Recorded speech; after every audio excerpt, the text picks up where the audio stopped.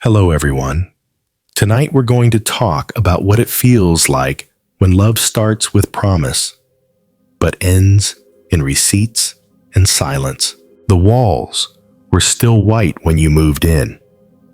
There were no stains on the floorboards, no unanswered questions, just boxes, half hers, half yours. You even bought candles for the kitchen windowsill, the kind that smelled like cinnamon and new beginnings. She moved in with just 2 suitcases and a smile so wide it made you forget she hadn't offered to split the deposit. You told yourself, it's just the first month. She's between jobs. You have a little saved. It's not about keeping score. But the numbers lived in your notes app anyway. First, $1,315 for rent. Then, electricity, $93.27. Groceries for week 1, $168.19. You didn't mention it. Every time you almost did, her voice would break into a story about some coworker who stole her lunch, or how her ex once forgot her birthday. And you, eager to be the opposite of that man, just nodded. So before you get too comfortable, take a moment to like the video and subscribe, but only if you really like what I'm doing here.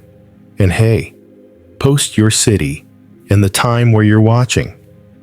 I'm always curious how far this voice can reach. Now, turn off the lights, maybe turn on the fan for some soothing noise, and let's get started tonight. You bought her oat milk once. Even though it cost $2, she smiled and said, "You're so generous." You held on to that phrase like a tiny award. She had just been laid off, true, and the job market was brutal. You said you believed in her, and you did, but she didn't seem to believe in you, at least not when it came to financial fairness. She never said thank you for the electricity being on. For the Wi-Fi, she used to scroll through new boots she couldn't afford. For the $54 sushi dinner where she told you she just forgot her wallet, you paid again. Told yourself, it's temporary. One night, you caught her laughing on the phone with her sister. "I don't get why people stress about money. It's just energy." Then she asked you to Venmo her $7 because she'd bought you a juice. A juice you didn't drink. It sat in the fridge until it fermented into something sour and symbolic. There's a theory in financial psychology called asymmetric responsibility. It says that when one partner assumes more of the burden for too long, the imbalance hardens, turns invisible, and then expected. Like you owed her peace of mind just because she said thank you with a kiss and a wish list. You remember the kiss more than the thank you, because you never got the second one. There was a night you couldn't sleep. The rain made shapes on the window, and her breathing beside you was steady, peaceful. You stared at the ceiling and did math in your head. Rent was due again. She hadn't brought it up. She never did. In ancient Mesopotamia, dowries were carefully recorded in clay tablets: property, livestock, coin. If a man failed to provide, he was shamed. If a woman didn't contribute, her value was questioned. That night, you felt like a man in a museum exhibit, frozen in time, holding a receipt. You made coffee the next morning. She asked you to order oat milk again. You hesitated. She noticed. Asked if something was wrong. You said softly, "I think we should talk about expenses." Her mouth twisted. "I thought you liked paying. You always said you were the provider type." You laughed. Not out loud, but inside. A short, bitter laugh. It sounded like the crunch of a plastic bag. Maybe even like regret. "I didn't realize liking someone meant I had to fund their life," you said, careful to keep your voice even. Gentle. like always. She didn't answer. She just scrolled, clicked add to cart. That night, you lay next to her again. But it felt different. Not like a couple. More like roommates, where one never paid rent. You thought about leaving then, but your pillow was warm. Her hand rested on your shoulder like an anchor. You told yourself, next month. We'll talk next month. But even anchors can drown you if the boat's already sinking. You watched her rehearse affirmations in the mirror the next morning. Abundance flows to me effortlessly, she whispered, lips painted with rose oil and entitlement. You wanted to believe it, but the abundance seemed to only flow from you. Your bank balance dipped under 4 digits that week. She never asked why you looked tense. She just asked you to buy candles again. Cinnamon. Like the first ones. They were 13. You bought them anyway, because maybe they'd bring that scent of new beginnings back again. The $13 wasn't just for candles anymore. It was also for her iced coffee, venti, extra sweet, with that lavender syrup she liked. The one you forgot to order once, and she didn't talk to you for an hour. That coffee cost exactly $7.13, but she sent you a message asking for $13. Said she added a cookie and tipped the barista, and since she picked it up, it evened out. You were at work when she sent that message. Your phone buzzed once, then again, then a follow-up text. Babe, can you Venmo that? You stared at the screen a long time.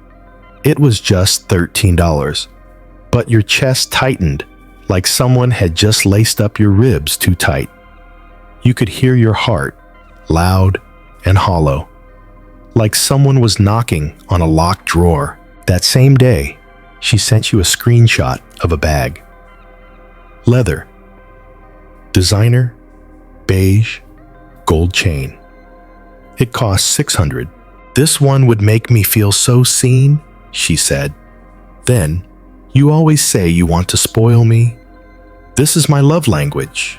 You wanted to scream, but you didn't. You responded with a gif. One of those sarcastic ones. Jim from the office raising his eyebrows.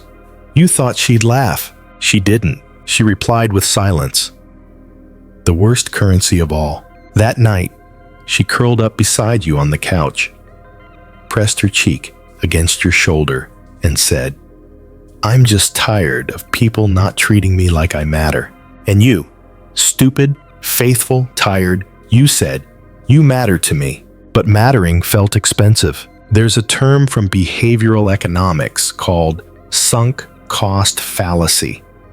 It means the more you invest in something, the harder it becomes to walk away, even when it's not working. You weren't in love anymore. You were in debt to your own expectations. And she wasn't malicious. That's what made it worse. She believed it. She believed gifts were proof of affection. She believed buying that bag was a small ask. She told you, in the same breath, that she used to date stingy men, that you were better, that you understood. And in that moment, you weren't sure if she meant it, or if she had just learned to say those things to keep you open like an ATM with a heartbeat. That weekend, you had $82 in your checking account. She asked if you could take her to a pop-up brunch, the kind with bottomless mimosas and a DJ spinning disco edits. You said maybe next week. You tried to smile. You even used the word budget, gently, like holding a wet paper crane. She blinked, said nothing, then asked if she could use your credit card just for a little self-care. She wore that phrase like armor. Self-care. As if buying something would heal something. You couldn't blame her. The world told her that worth came wrapped in ribbons, and for someone who'd spent most of her childhood watching her mom cry over bills, she'd learned early that money meant power. Money meant love. In 1890, Thorstein Veblen coined the term conspicuous consumption, spending money not for utility, but to signal social status. You remembered reading that in college, back when textbooks cost you more than groceries, back when you believed love was about patience, not products. You asked her, "Do you really need the bag?" She turned, slow, like the question wounded her. "I need to feel loved." You wanted to say, "Then maybe you need to love me back, equally." But instead, you said nothing. Because part of you was afraid that if you stopped giving, she'd stop staying. There was this weird thing she did with coins. Every time she saw spare change, on the sidewalk, in your car's cup holder, she'd pocket it, call it good luck. You once joked that she could fund a vacation just from nickels and dimes. She smiled, pocketed another quarter, and whispered, "Abundance." She had no problem picking up pennies. But rent, utilities, groceries, she never even offered. You started tracking everything.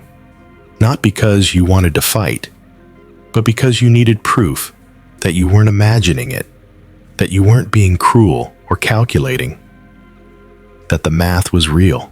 3 months in, you'd spent $4,217 on shared expenses. She had spent $0. You confronted her one night, laid it all out. Not angrily, just quiet. She didn't deny it. She didn't cry. She just shrugged. "I told you," she said. "I'm not in a place where I can contribute right now. I'm focusing on my energy, my healing." You thought about how energy doesn't pay bills, how healing doesn't swipe cards, how sometimes love looks like showing up even when it's inconvenient. But she didn't see it that way. She saw your hesitation as withholding. She told her friends you were starting to act different, and maybe you were. Maybe your shoulders sagged more. Maybe your good mornings didn't have the same sugar. Maybe your smile wasn't wide enough to hide your overdraft fees. You didn't sleep that night. You stared at the ceiling again, the fan spinning like a slow clock. You wondered how many things you'd bought to keep someone beside you who never intended to stay on equal terms. You counted your receipts like regrets. And that bag? The $600 one? She bought it, not with her money, with yours. Said she'd borrowed your card because you were sleeping. And when you confronted her, she said, "I knew you'd understand. You always do." And you did. But understanding doesn't mean acceptance. And love, real love, shouldn't feel like financing a lifestyle that forgets you. The day you asked her to split the rent, it rained. Not the cinematic kind of rain that makes everything feel dramatic and meaningful.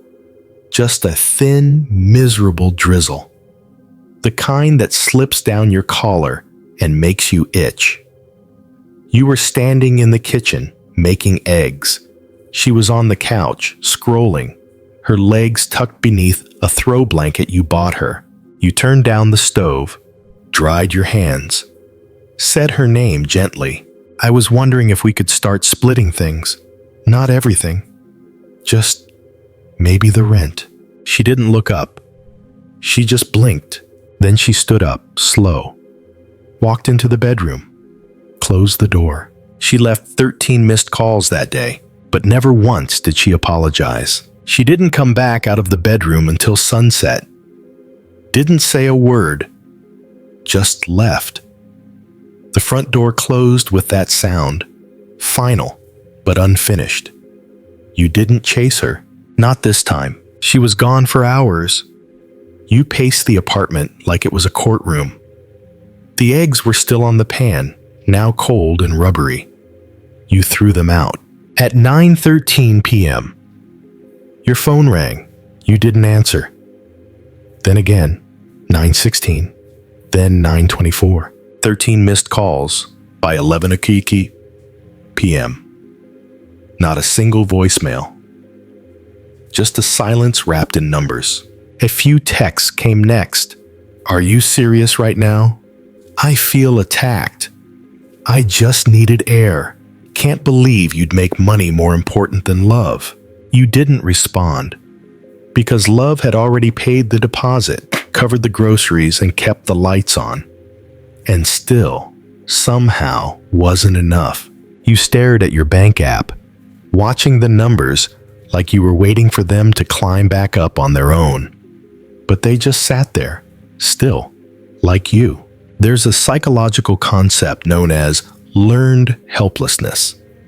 It happens when someone starts to believe they can't change their circumstances, so they stop trying. You were starting to wonder if she had learned that money would always come from someone else, from you. When she came home, she didn't speak. Just walked to the bathroom, showered, and emerged in silk pajamas. She smelled like perfume you didn't recognize. You almost asked. But then you remembered that even questions cost something now. Instead, you made the couch your bed. She didn't protest, didn't ask why. And that was worse than if she had yelled. That night, you dreamed of a room with no furniture, just 4 white walls and a single receipt taped to the ceiling. You stared up at it, reading the numbers backwards, trying to remember what it was for. In the morning, she made pancakes, said nothing, just slid the plate across the table. You didn't touch them. You noticed she'd unfollowed your Venmo account. Something about that hit harder than you expected. She said, "You've been really cold lately." You replied, "I'm just tired." She said, "Money comes and goes." You whispered, "But I don't. I stay." And in that moment, it felt like both a confession and a mistake. You remembered a documentary once about ancient Japanese merchants who would weigh loyalty over gold. They believed that shared burden built the deepest bonds. You wondered if you were part of a forgotten ritual, or just a forgotten person. She wore your hoodie that afternoon, the one she called her comfort sweater. She FaceTimed her sister and laughed for 15 minutes straight. You stayed in the bedroom, watching the ceiling fan spin again. That fan had become your companion, a slow-moving metronome to your quiet unraveling. Later that night, she asked if you'd drive her to a tarot reading. You said no. She blinked. Why not? You said, "I have to work." She scoffed. "Work isn't everything." You almost said, "It is when I'm the only one doing it." But you kept that inside. You did that a lot. 13 times to be exact. 13 moments where you bit your tongue. 13 texts you didn't send. 13 late-night thoughts about packing your things and leaving. But you stayed. Because staying felt like a test you didn't want to fail. But maybe she wasn't testing you. Maybe she just stopped caring who passed and who paid. You found a bag of takeout one day, still warm, on the kitchen table. Expensive Thai food. You hadn't ordered it. You asked her. She smiled.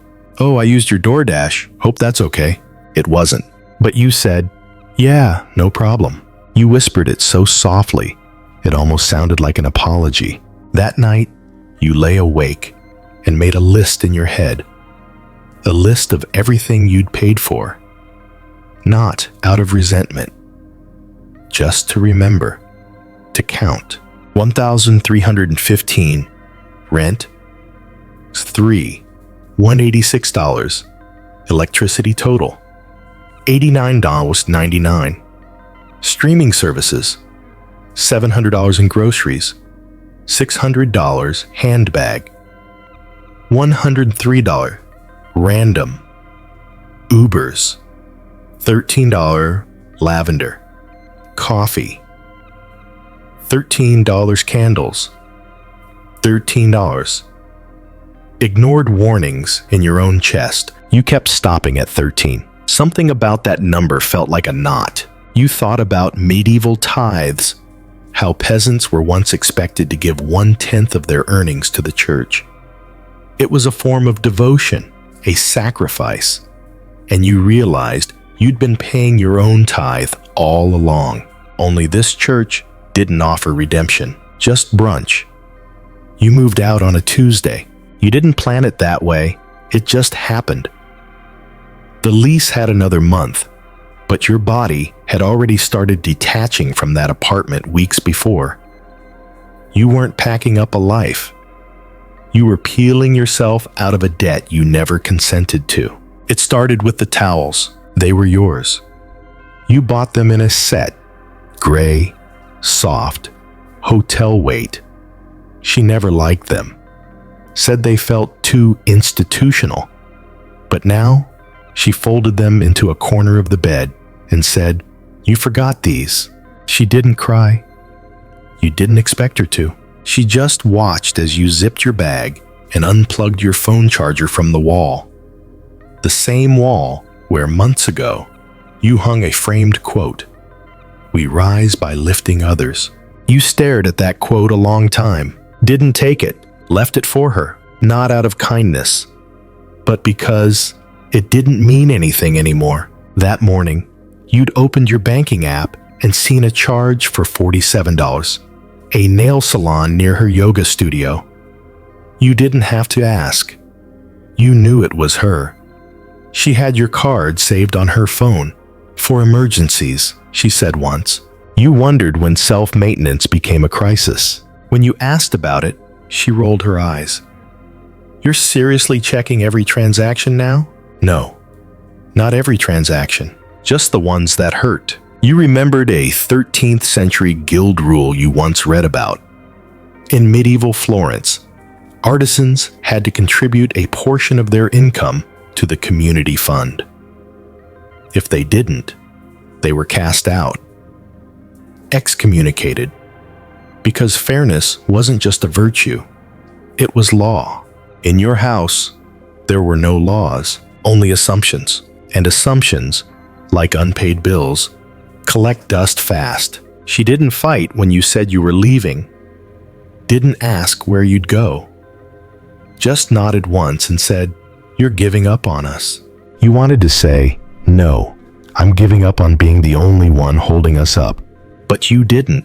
You just zipped the bag a little harder. The night before you left, she asked if you wanted tea.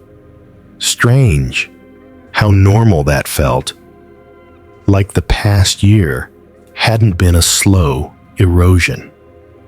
You sat at the kitchen table while she boiled water, watching the steam rise like something escaping before it burned.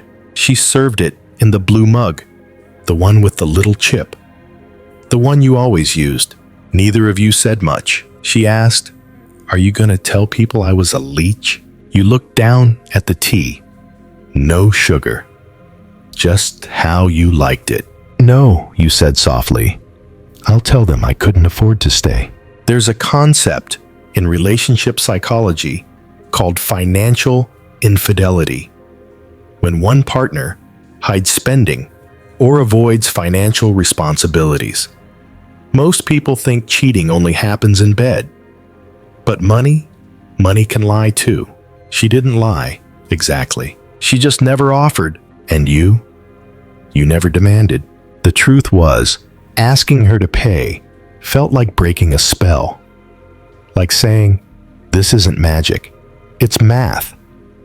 And she hated math. Always said it made her anxious. You walked through each room that morning before you left. Bedroom, bathroom, living room. Each space felt bigger than it used to. Or maybe you just felt smaller. You found 13 bobby pins scattered across the apartment. You picked them up, one by one. A ritual, almost, like counting the ways you compromised. She watched you from the couch, said, "You'll come back. You love too hard to stay gone." And you did love hard. But loving hard isn't the same as being loved back. The final moment didn't come with a tearful goodbye. No dramatic plea. Just silence. Like the end of a film where the credits roll over a still frame.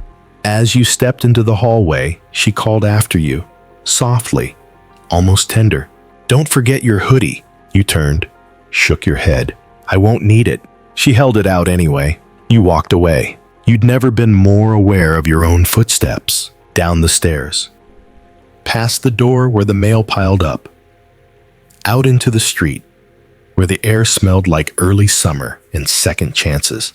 You didn't cry. You waited until you reached the car, then sat inside, hands on the wheel, engine off. You opened your banking app again, just to look, just to see if it felt like freedom. It didn't, not yet, but it was something. Later that night, she texted you, just one word, empty. You didn't respond, because for once, she was right. And you were learning how to live without carrying someone else's weight in your wallet and your chest. The silence after leaving didn't feel like peace. It felt like debt, not financial. No. That was slowly untangling itself as you canceled shared subscriptions, updated passwords, checked your credit report like it was a broken mirror reflecting back all the ways you'd let her name tangle with your future. No. The silence was something deeper. A kind of emotional overdraw. Like you had given too much of yourself to someone who never kept the receipt. You moved into a sublet with beige walls and bad lighting. No art on the walls. No lavender candles. Just quiet. Real quiet. The kind that seeps into your bones at night and makes your ears ring from the absence of someone else's breathing. The first night there, you dreamed of coins falling slowly into a fountain. You reached out to catch them, but they melted in your hands.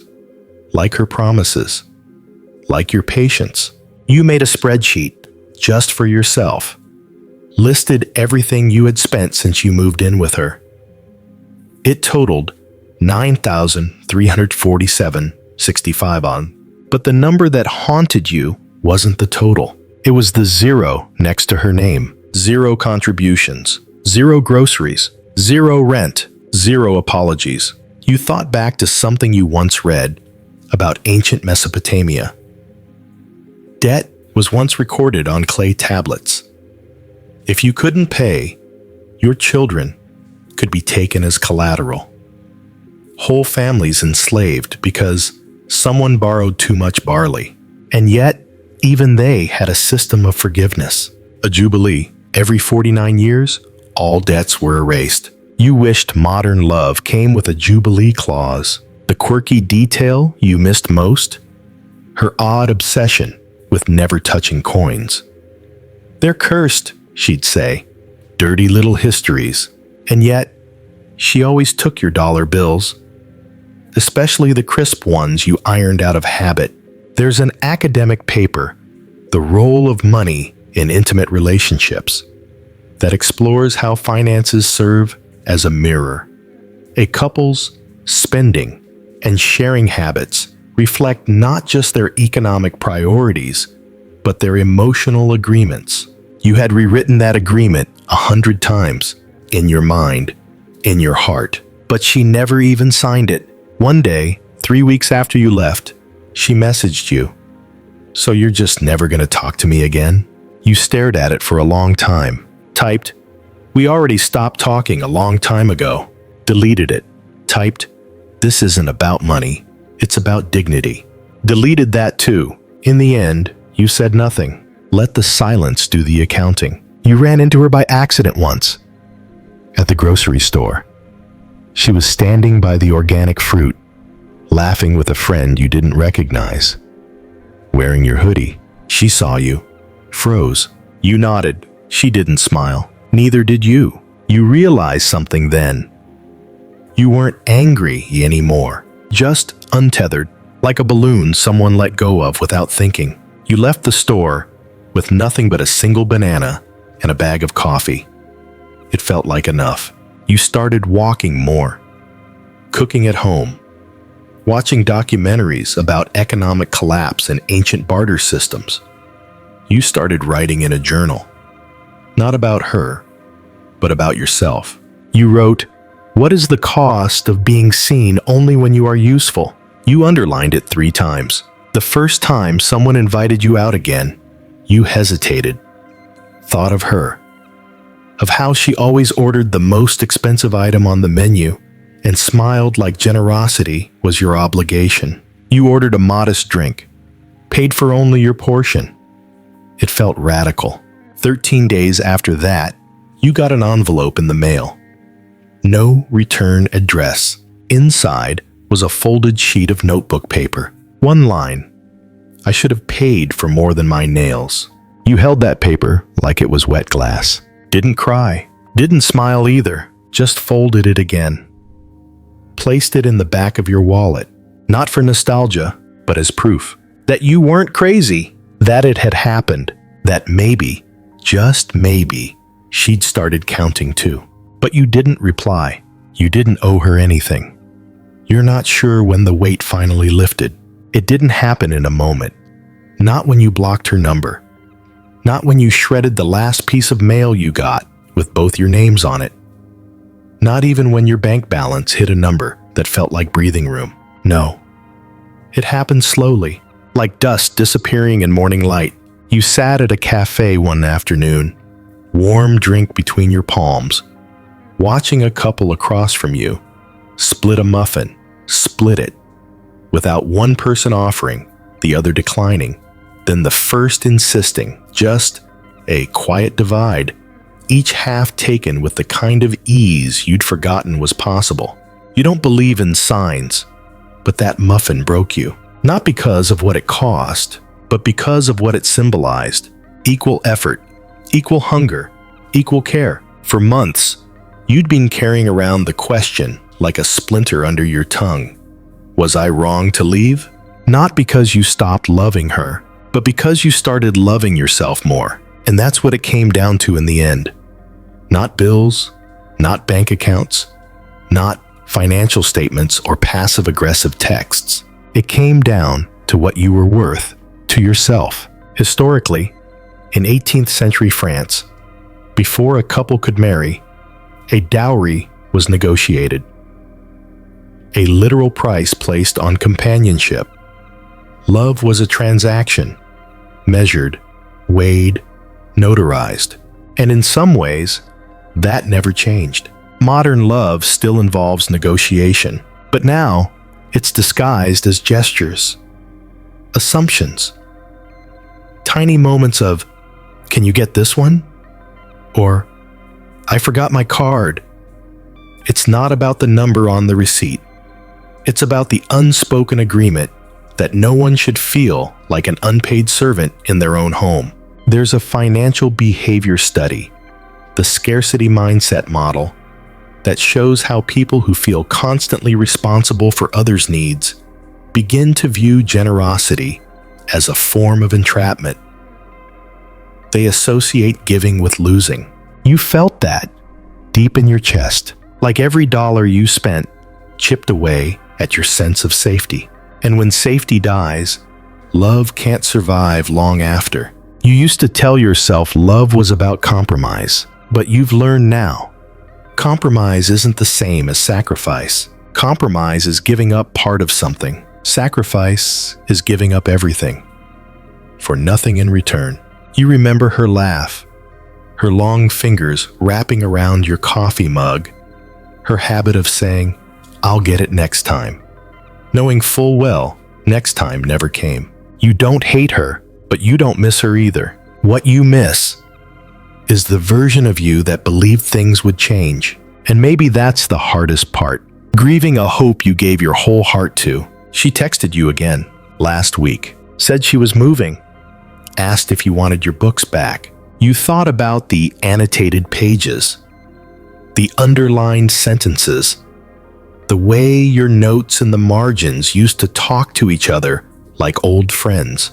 You said no, told her she could keep them because you'd already read that chapter. You weren't going to reread it now. You've started dating again, not seriously, not yet. But there was one moment when someone asked, "What's your idea of partnership?" And you answered without thinking, someone who doesn't make me pay for everything.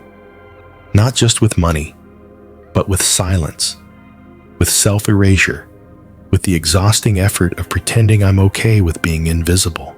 It surprised you how true it felt. And they nodded, didn't laugh, didn't call you dramatic, just said, yeah, that's fair. Fair. That was all you ever wanted. Not free meals. Not reimbursements. Not a spreadsheet of who owes what. Just fairness. Like a balanced scale. Like a shared weight. And now you're not carrying hers anymore. You carry your own, but it feels lighter these days. Like walking alone, with both hands free. You pass by your old apartment sometimes. Lights off.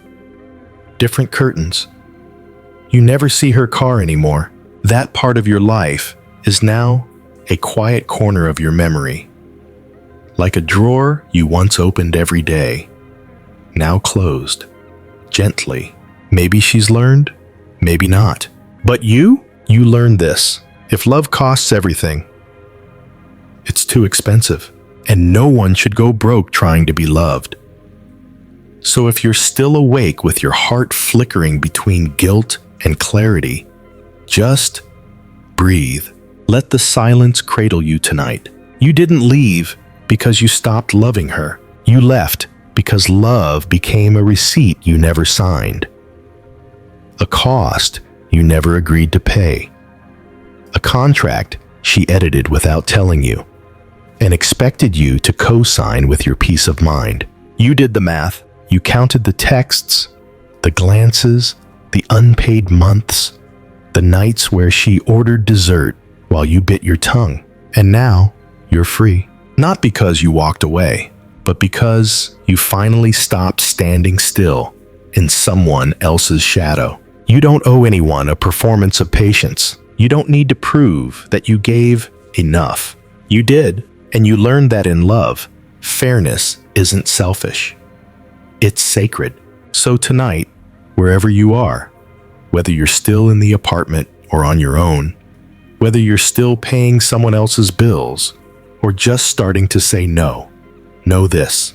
You are not wrong for wanting to be met halfway. You are not wrong for refusing to go broke in the name of love. You are not wrong for moving out. Not when moving out was the first step toward moving back into yourself. Now rest. Let that final image blur. The lights dim. The fan hums, and somewhere in the dark, your name belongs to you again.